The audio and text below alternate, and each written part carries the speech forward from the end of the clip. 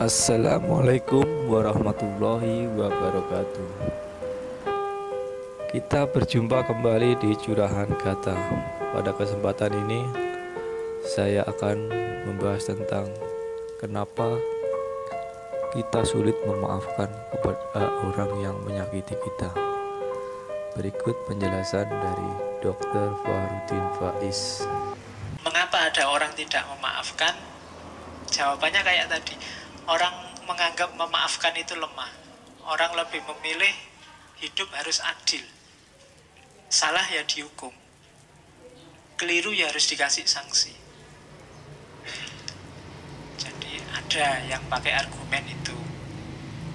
Agama kan ada hitung-hitungannya.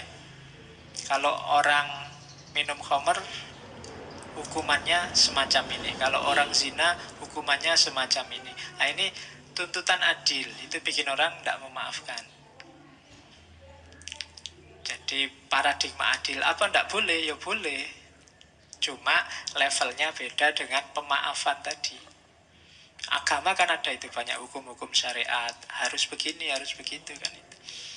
Ya dilihat konteksnya. Dalam banyak kasus Nabi lebih memilih paradigma pemaafan dibandingkan paradigma penghukuman, dibandingkan paradigma sekedar keadilan. Maaf itu kan banyak cerita, banyak yang tawanan perang harusnya dihukum mati, udahlah disuruh ngajar aja. Waktu Fathu Mekah itu kan kafir Quraisy kan disuruh diampuni semua. Musuhnya yang paling besar rumahnya malah dijadikan suaka. Barang siapa masuk rumahnya Abu Sufyan, dia aman. Itu Nabi Muhammad. Paradigma memaafkan. Suatu ketika ada anak muda yang menghadap pada Nabi. Dia ngaku, Nabi, saya kemarin baru saja zina. Nah, itu jarang ya ada kayak gini hari ini. Ya. Oke, kalau hari ini kan lebih dahsyat, tidak cuma ngaku, di video lagi. Ya, tinggal kita lihat bisa dia tidak cuma ngaku, ada buktinya. Cuma 3 kali dia ngadep Nabi begitu. Di begitu ngadep pertama Nabi pura-pura tidak dengar, terus Nabi minggir. Ngadep kedua Nabi bilang, tidak mungkin kamu khilaf. Sebenarnya kamu tidak zina, bertobat sajalah. Terus Nabi minggir. Sampai 3 kali Nabi masih begitu. Sudahlah, kamu tobat saja. Datang yang keempat baru Nabi bilang, ya sudahlah kalau kamu ngeyel. Dia minta dirajam. Karena hukumannya orang zina itu kan rajam. Nabi bolak-balik bilang tobatlah. Itu kan maksudnya paradigma yang lebih tinggi dari bahasa adil. Tapi pemuda ini milih adil saja. Ya wis, kalau mau rajam ya rajam lah. Kamu sendiri yang mau. Jarang ya kayak gini anak muda sekarang. Oke. Begitu dirajam, lemparan pertama, kedua, baru dia teriak-teriak, waduh Nabi ternyata sakit, masih boleh tobat enggak? Ya kan, terus Nabi bilang, ya sudah dibilangin sejak tadi disuruh tobat kok ngeyel. Akhirnya diizinkan untuk bertobat. Ya lihat situasinya, mungkin menurut Nabi eman-eman ini anak muda harapan bangsa.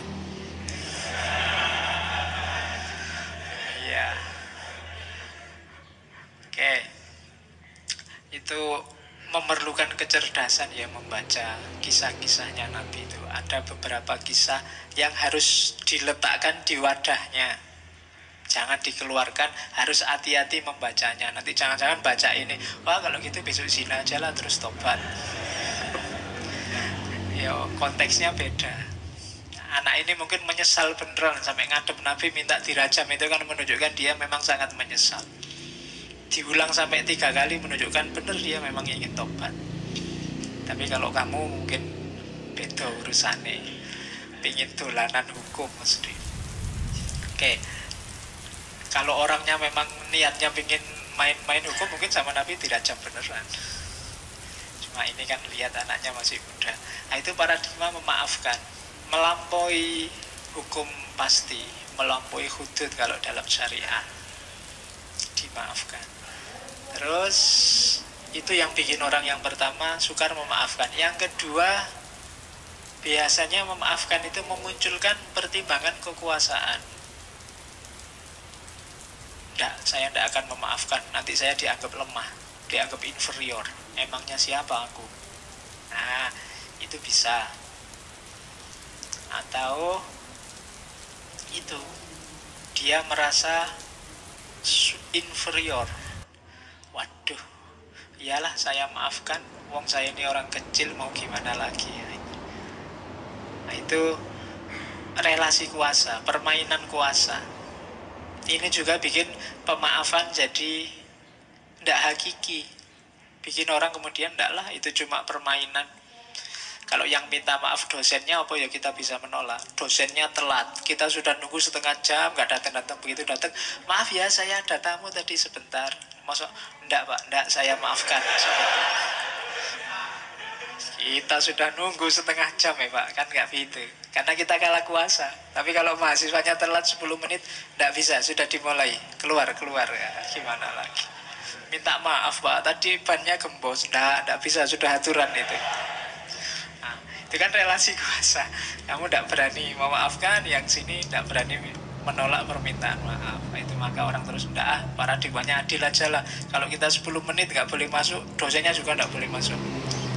Kalau sudah 10 menit kita pulang pak, ngajar sendiri misalnya. Itu namanya adil. Nah, oke. Ya besok kalau kuliah hari pertama, pak perjanjian pak, ini paradigmanya adil apa permaafan? Ya. Oke. Nah, nanti kalau dosennya yang pinter, buat kamu yang adil, buat saya pemaafan. Terus itu biasanya jadi alasan orang cenderung tidak memaafkan, bertentangan dengan keadilan. Harus keadilan yang nomor satu didahulukan. Nah, itu bikin orang terus tidak memaafkan. Salah ya harus dihukum. Itu tadi cuma kepleset omong kok pak, tidak bisa. Buktinya rekamannya ada, dia salah, harus dihukum. Nah, itu paradigma adil yang dipilih. Terus ada yang terakhir, yang menganggap bahwa memaafkan itu tidak alamiah. Manusia itu secara insting itu kompetitif, saling bersaing. Jadi secara alami orang itu ya saling tabrakan, saling bertentangan. Jadi kalau ada yang mempromosikan pemaafan, itu pasti agak menggeser kodratnya orang untuk saling tabrakan, untuk saling menjatuhkan. Ini yang punya pandangan kayak Thomas Hobbes dan kawan-kawan, yang bilang bahwa naluri dasar manusia itu jelek, makanya perlu ada hukum. Nah, itu alasan yang keempat. Kenapa kok tidak memaafkan? Tidak alamiah pak.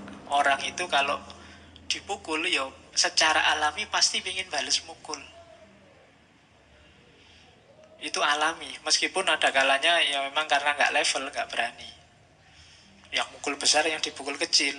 Nah, itu kan janjane sih pingin balas, tapi yo sudahlah dimaafkan saja. Nah, ini karena ya itu kan tidak alami sebenarnya. Alaminya jane ya pingin balas. Jadi kalau dipaksa memaafkan itu malah tidak alami. Yang alami itu ya tawuran. Karena manusia punya fitrah saling memaksa, kan itu ada yang punya pandangan semacam itu. Oke, jadi mengapa tidak memaafkan? Paling tidak ada 4 alasan. Terima kasih sudah menonton. Semoga bermanfaat. Terima kasih atas dukungan Anda semua.